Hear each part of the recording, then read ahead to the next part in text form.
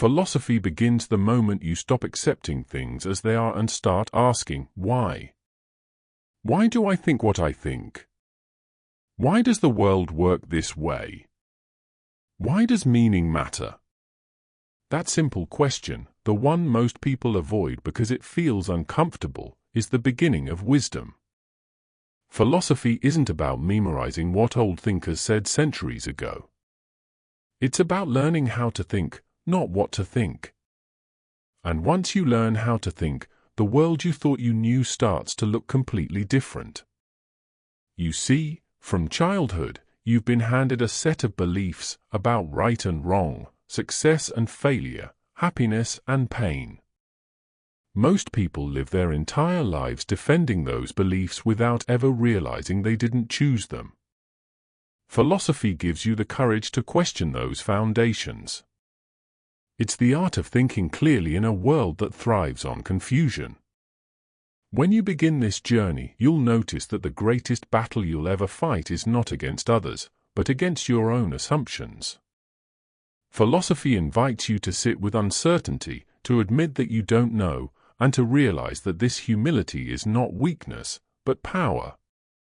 Because the moment you accept that you don't know, you open yourself to discovery. Socrates, the father of Western philosophy, famously said, "I know that I know nothing." At first, that sounds like a paradox, but it's not. It's freedom. It's the realization that the human mind is vast but limited, and that wisdom begins not with answers, but with questions.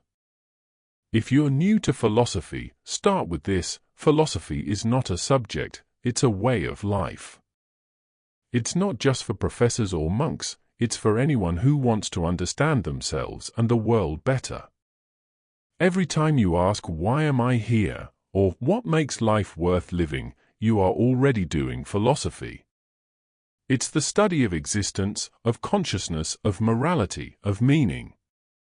It's the flashlight you use to explore the dark corners of the human mind. And make no mistake, the mind is a mystery. You might think you control it, but most of the time, it controls you. Thoughts arise, emotions appear, reactions happen before you even decide. Philosophy helps you step back and observe this process. It teaches you to separate yourself from your immediate impulses and see them from a higher perspective. This is what the Stoics called reason. The ability to pause, to reflect, and to act not from impulse but from understanding. But philosophy isn't only about calm detachment. It's also about passion, about the burning curiosity to know the truth, no matter how uncomfortable it is. It's the courage to ask questions that might destroy your current worldview. Thinkers like Descartes, Nietzsche, and Buddha all faced this moment, when the old beliefs crumble, and you must rebuild yourself from the ground up. That's the real work of philosophy. It's not memorizing theories, it's building your own foundation from within. The first secret philosophy teaches is that your mind creates your reality. Not in some mystical sense, but through perception. You don't see the world as it is, you see it as you are. Every experience passes through the filter of your thoughts, expectations, and beliefs. If you think the world is hostile, you'll see enemies everywhere. If you think the world is meaningful, you'll find lessons in every hardship. Philosophy asks you to examine those filters, to question whether they serve you or imprison you. In a sense, philosophy is the art of cleaning your mental lenses. Every thinker who ever lived has tried to do that, to see life clearly, without distortion. Plato looked for the eternal forms behind temporary appearances. Aristotle examined logic, ethics, and the structure of reason. The Buddha explored the nature of suffering and the illusion of self. And modern thinkers like Kierkegaard and Camus confronted the emptiness of modern life, asking whether we can create meaning in a meaningless world. Each of these thinkers, in their own way, points to the same truth, that understanding begins within. If you don't understand yourself, no amount of knowledge will bring peace. The mind is both your prison and your key. To unlock it, you must learn to see its patterns. You must become aware of the stories you tell yourself, stories about who you are, what you deserve, what others owe you.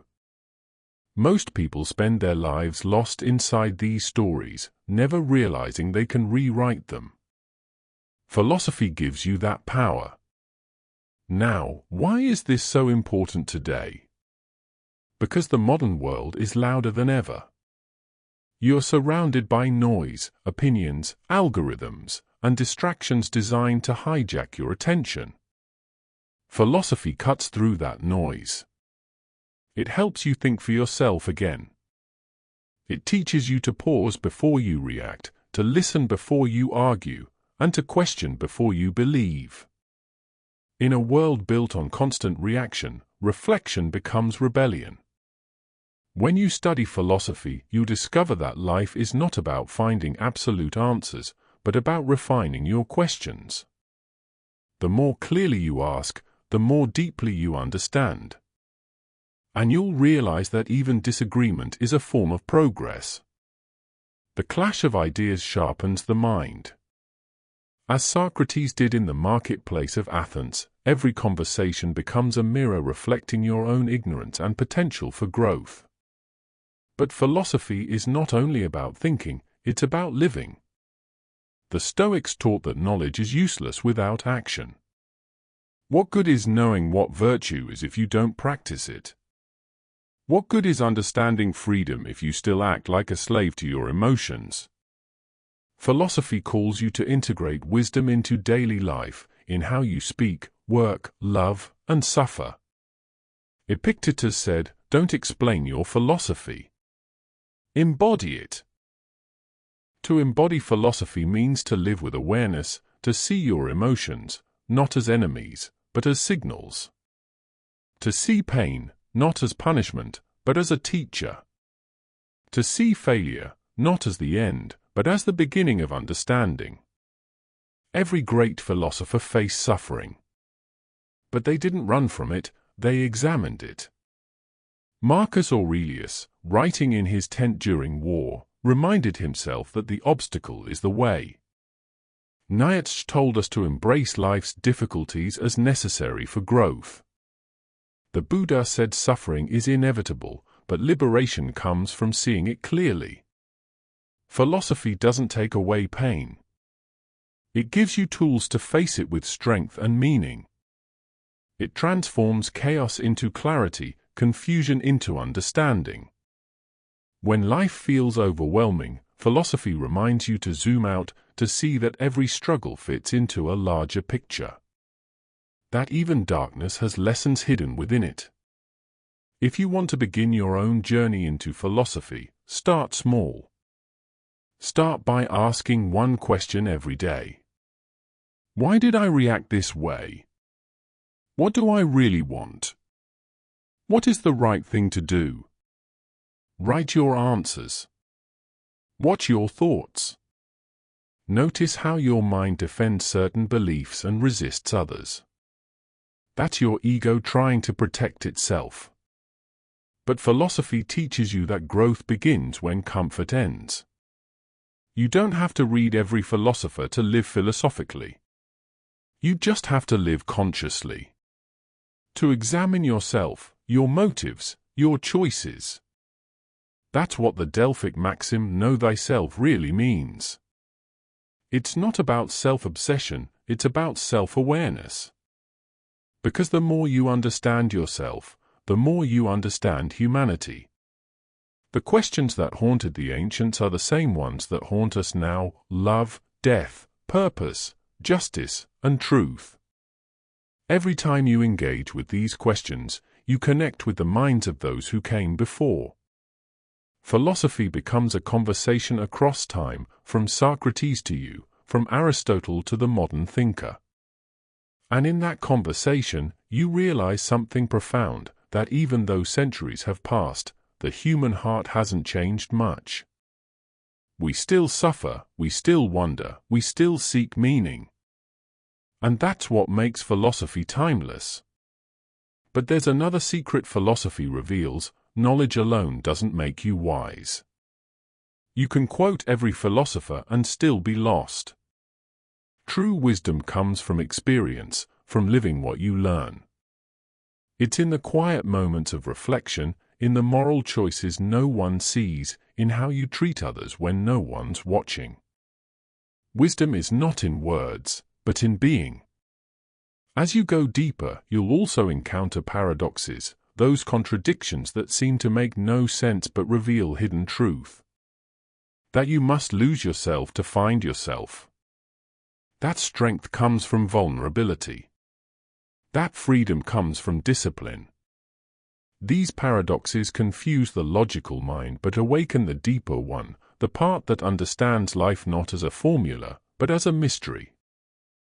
Philosophy doesn't give you certainty. It gives you depth. It teaches you to be comfortable with ambiguity, to walk through darkness with a light that doesn't reveal everything, but enough to take the next step. That's why philosophers often sound poetic, because truth, at its core, cannot be fully captured in words.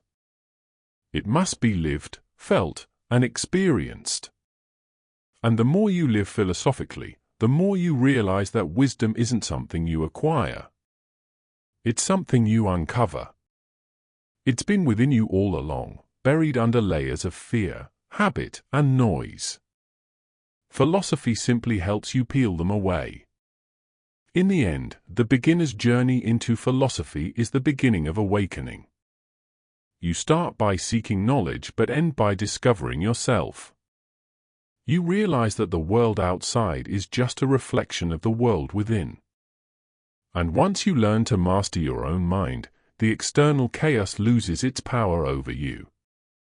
You begin to act, not react. To create, not conform. To live, not merely exist. That's the gift philosophy gives, the courage to live with awareness and authenticity. It doesn't promise happiness, but it offers meaning. It doesn't erase suffering, but it shows you how to transform it.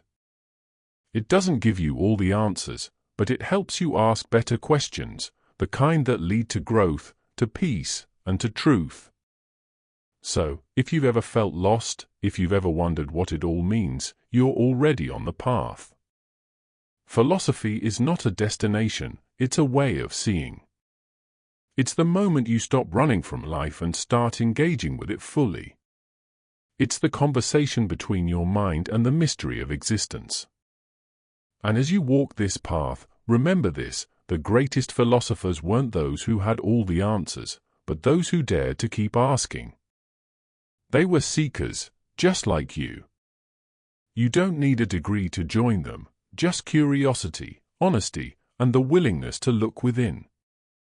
Because the real secret of the mind is not hidden in books or theories.